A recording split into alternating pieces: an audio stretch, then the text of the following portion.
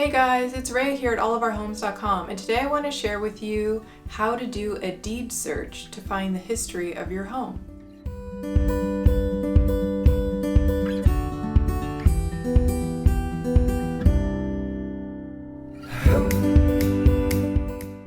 So on our channel, we've shared with you how to search for your house's history using Sanborn maps.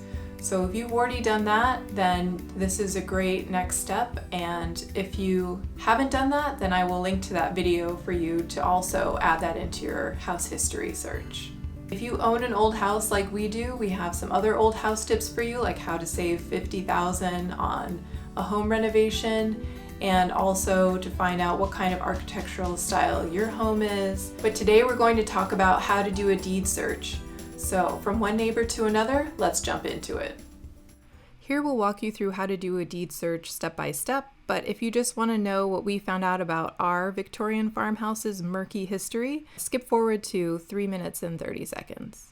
So the first thing you'll need to do is go to find your SDAT, and I will link to this in the description box below.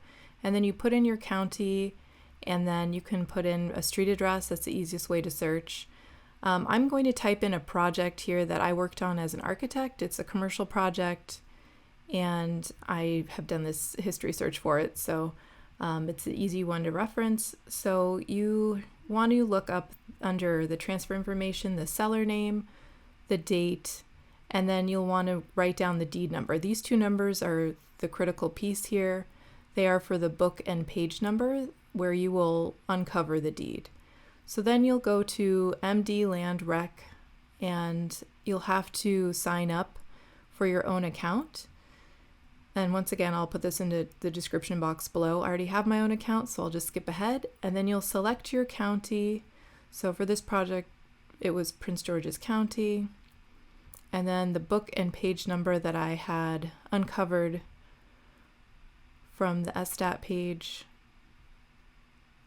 Just simply type them in and then hit go, and it will take you to the actual deed. Now this is the most recent deed. It's from the year 2000, but luckily for this commercial project, it references one of the older deeds from 1925. So you don't have to track back step by step, but we could do a big jump here. And so it references the Arcade Theater Corporation, which is that project that I worked on from 1925, and the Liber and Folio or book and page numbers. So those are the numbers to write down. And then if you wanted to print this out, you can go to View Document in separate tab and then save it as a PDF or print it from here. That's usually how I do it. It's not exactly easy to download this to save it. But then if you go back to MD Land Rec again and then type in the new book and page numbers that were discovered, then this will take you back to the deed from 1925. If you have any trouble finding the book and page numbers, you can also do an individual search by looking up the seller information or the grantor and grantee information and just type in and do a search by name. So some fun facts about our house after doing our deed search is that our house was not built in 1905 as it's listed. It was actually built between 1905 and 1912. And I can't seem to pinpoint when the actual build date was. So it could have been built in 1906 or 1911.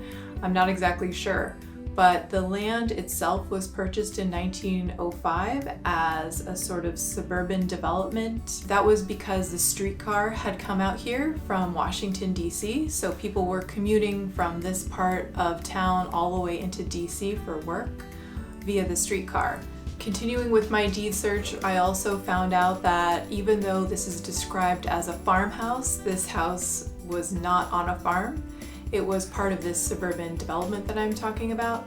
So, and then the property behind our house is now a condo building, but before that, it looked like that was probably a farm. So this house was situated right next to a farm, but it didn't function as the farmhouse for the farmers that were working the farm. And I also combined the deed search with Sanborn maps, and through the Sanborn maps, I could see that there are several properties that were built at the same time on this street, and they're actually 4 houses that look just like ours, and they just have some minor modifications to them. So it was interesting to see like when things were added and changed.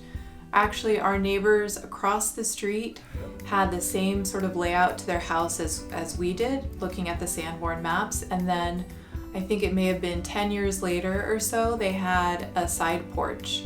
Their porch became a wraparound porch, and there was a small addition that they added to their house, and it looks beautiful. I love the wraparound porch.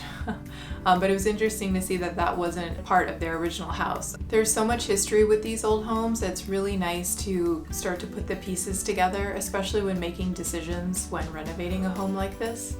So it's just been fun to kind of explore the history of this area and then this house and what the mindset was behind it, and which properties popped up when. If you liked this video and found it useful, please give it a thumbs up and subscribe to our channel.